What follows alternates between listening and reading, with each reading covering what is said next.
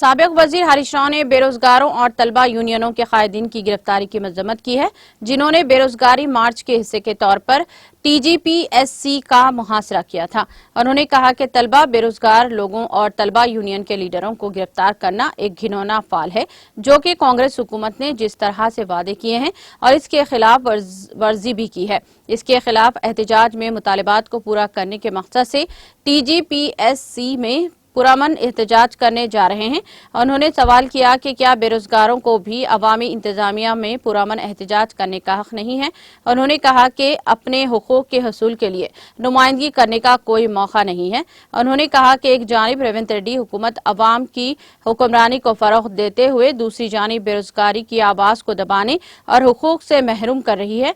उन्होंने कहा कि यह हरगिज जमहूरियत नहीं बल्कि गैर जमहूरी तर्ज हुक्मरानी है।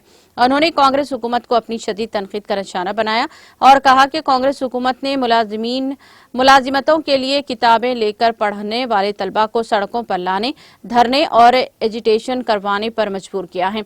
उन्होंने कहा कि इंतखाबात से कबल वादे करके इख्तिदार में आने के बाद वादे से मुनहरफ हो जाने पर तलबा और बेरोजगारों के साथ की जाने वाली नाइंसाफी पर BRS पार्टी खामोश तमाशाई नहीं बनेगी। उन्होंने कहा कि मसाइल के हल और मुतालिबात की हसूल तक खामोश नहीं रहेंगे। उन्होंने वादे किया कि वो तलबा और बेरोजगारों की जानिब से लम्हे आखिर तक जद्दोजहद करेंगे। उन्होंने मुतालिबा किया कि तलबा यूनियनों के कायदीन और बेरोजगारों की गिरफ्तारी को फौरी रोका जाए और गिरफ्तार होने वालों को फौरी रिहा किया जाए।